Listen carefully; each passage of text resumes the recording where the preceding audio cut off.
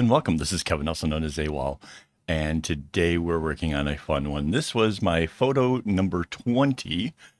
It's 16 strands, and one of the strings, which is 2 strands, is variegated. So the color choice to this is I took the variegated, which is like an orange to an almost a yellow, and I went and made the other colors orange and yellow. And then this one had the couple dark ones on the other side. That's like the dark one there.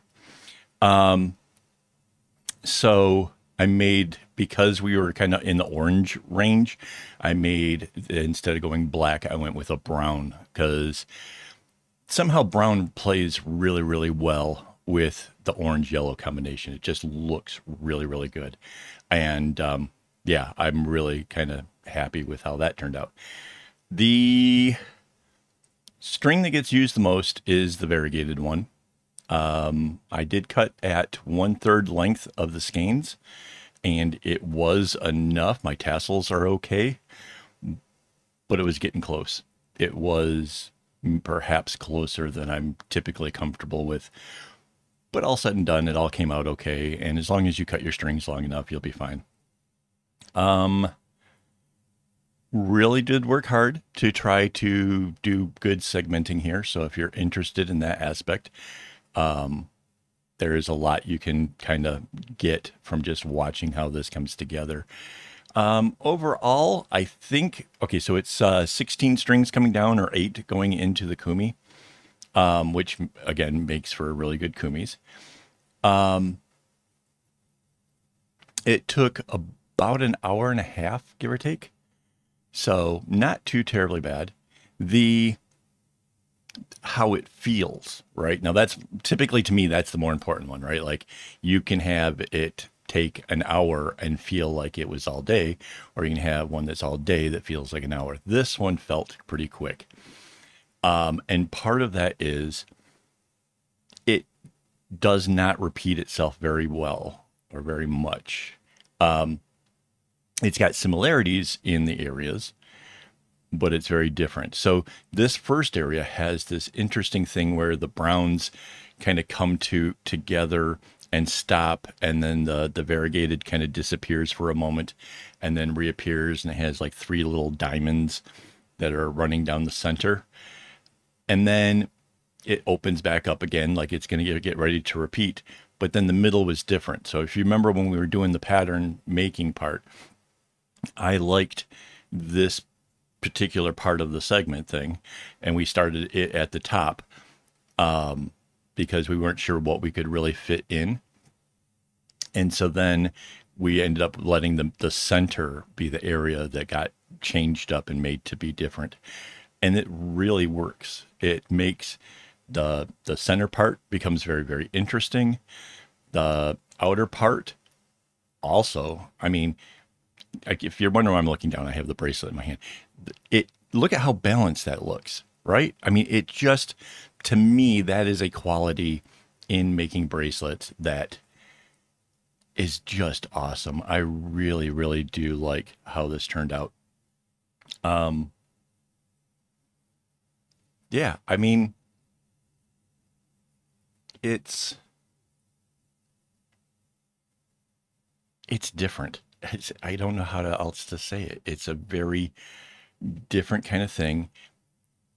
With these diamonds, it's easy to kind of imagine arrowheads and that kind of stuff. And it would have been easy to have started in the center with this part of the design and then let the last of it just go off into arrowheads or do something else. But we didn't. We went with something completely different, trying something new. And I really like how this one works out. And again, these are from photos from at least from 2020. I had a whole big folder full of different ones that I saw that I thought were interesting. And then I put them into, there was an app that was supposed to help me to organize and to make it so that way I could, make the pattern, make the bracelet, make the video, go through all the steps, make it, get a system going. But I never really adapted to the app. It was super difficult on the phone. I never figured the phone part of it out. And then overall just had issues with it overall. So all these photos had sat there for years, and cleaning up the computer, saw the app and was like, what is in there? And ran across a bunch. Mind you, next week I'm going to go back to doing like my take on patterns that I've found. So it won't be more photos, but we'll get back to more photos. There's still quite a few. And some of them are really, really thick. And so I'm not sure, you know, I certainly don't want a week of making gigantic wide bracelets. It will take so long. I will fall so far behind. It'll make me insane. So kind of balance out the big ones with some of the smaller ones, and we'll find a way of getting through this all. As far as this, yeah, there's a lot of little areas where you could potentially mess up. And I think the easiest thing is, as far as being able to mess up on this, is because my variegateds are so close to the other colors. When the variegated started to become the same as some of the background, I really struggled. Like, that became a really much, much harder thing to navigate through and figure out and do. So just a heads up on that one. And this, again, is a case where very selective of where I chose to put the variegated, where it's kind of boxed in with other darker colors and stuff to help make sure that you see it as being different from everything else. I think if you tried to put the variegated color anywhere else in the bracelet, it might not have worked nearly as well. You're welcome to try. I would love to see your results. If you are like, heck, I'm going to try doing so there's like an orange, and then there's a brighter yellow. That's like the yellows on the far right hand side in that little tiny cutout. If you replace the orange with a variegated, perhaps, I don't know. If you want to try it, do it. And I'd be curious. I'd like to see how it turns out. But in my mind, I think the way that I laid this out probably made the most sense. And mind you, it's my opinion, but it's also my opinion from somebody who has made an awful lot of bracelets, crazy, crazy amounts of bracelets. So take it with a grain of salt, try it if you want. I've said some things before where people tried doing whatever and it turned out pretty amazing, and I was shocked and surprised. But maybe it was because they had just the right colors that really just made it pop, or made it create an effect that was a lot of fun. Mind you, if you're going to do it on the outside one, you wouldn't do what I just did there. If you notice with those orange background ones, if I didn't have to make the knot zigzag, I didn't. So I went two straight this way and the other one straight out this way. So there was no zigzagging. If I was doing those as a variegated, I would have kept the same string running to keep the same color going, unless the secondary string helped to move the color into a change that you were looking for, and it didn't disrupt the flow of that line. So just tips and tricks here. Hopefully that makes some sense to you. It makes a lot of sense to me. I know exactly what I'm thinking. It's just hard for me to sometimes express these thoughts because this is different, man. This is definitely fun, new, different things. And yeah, hopefully you guys are enjoying it. I do. And it's given me a chance to actually use some of the variegated strings that I have. In fact, I think next week I'll try to pick some patterns that I can do some more with that, because otherwise the string's in there. I was going to do a bag. I was going to try to come up with something clever and make it really weird and different. But then I started dipping into it, and then so now I'm not 100% sure that I have enough to actually make it into a bag. So I might as well make something out of it, and as opposed to just letting it sit there. So we'll see how that goes. We are past the halfway point. So I need to remember to thank my Patreon supporters as well as my YouTube members who make these tutorials possible. Honestly, I don't make an awful lot of money doing this, even with being YouTube monetized and such. So every little bit helps. Their contributions are helping to have nice microphones or nice cameras. So, yeah, thank you very much, guys. Because I really am trying to put in a lot into this. I don't know if you guys notice, we are now in higher def than the original stuff used to be. So that's an achievement. Hopefully you guys like it. Hopefully it looks better. Hopefully you can see more of me and perhaps some of the crazy background stuff. And yeah. I enjoy showing you guys stuff because I get feedback that tells me that you guys care, that you guys enjoy it, and that you guys are gaining something from this, and that means a lot to me. So I'm going to keep doing what I do. So, oh, see here with the brown too. The brown's going to cut back, but because there's two of them, I can just go straight with it. And the other brown is just going to come straight out. So whenever there was a chance in it that to let it just go straight, I did. So, and I don't know if that necessarily helps balance the use of the strings. I suspect maybe it does. But again, for the most part, the only strings that were really suffering from being short, mind you, the oranges and the yellows, those were super long. They were crazy long. I could have made kumi tassels if I had wanted to, based on those strings. It was the variegated one was so short that that couldn't happen. So.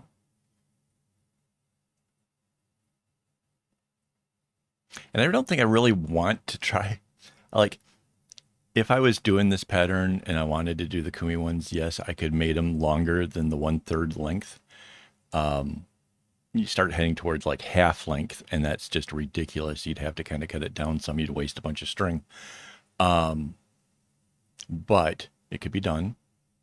But the trouble would be every time you pulled a knot through, right? Every time you're making your knot, you're going to have to pull so much.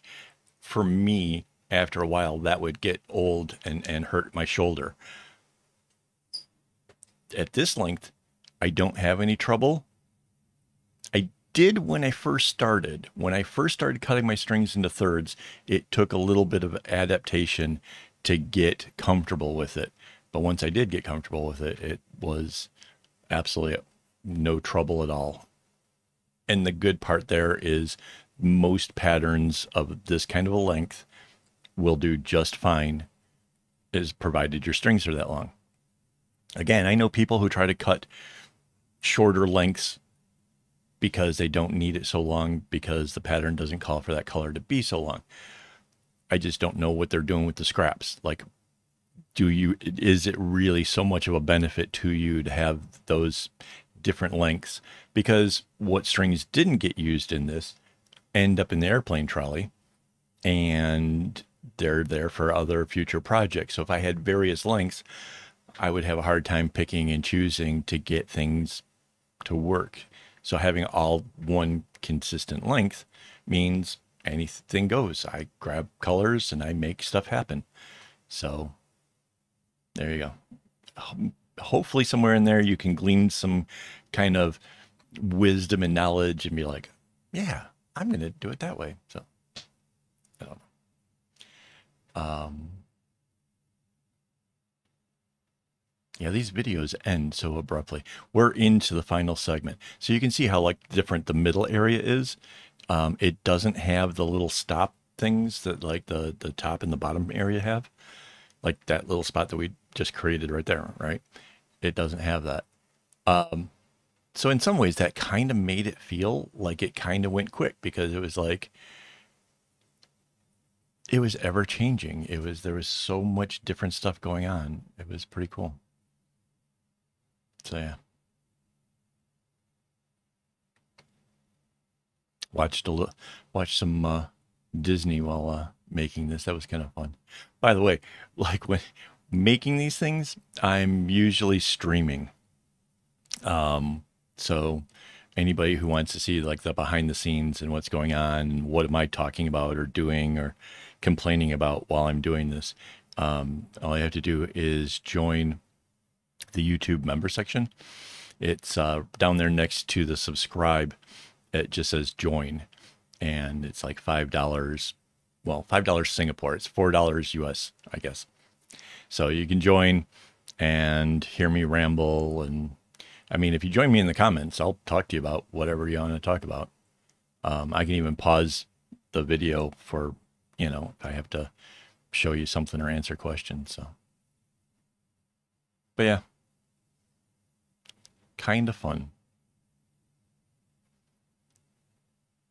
Oh yeah, this is the one time where it didn't segment it right. I didn't realize I had to bring the other orange down so that way I could bring the brown all the way. And anyway, I suddenly realized, I'm like, oh, that's a thing. But yeah, we're getting really, really close to the end of this thing. Thank you guys for hanging out with me. I definitely appreciate this. You guys definitely make doing these videos fun. And if you have questions, leave it in the comments. I do my best to answer all the comments. Oh,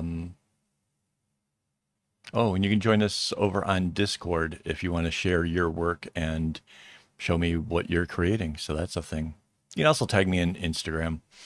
Tag me in the comment thing or whatever. Like, I don't necessarily like being tagged in the photos. But yeah, you can tag me so that way I can like check out the comments and things. That's always cool. And it's getting super, super close. Here comes where the brown closes in and then the variegateds close up. And there you guys have it. So hopefully you guys had a good one. And as always, don't get your strings in a bunch.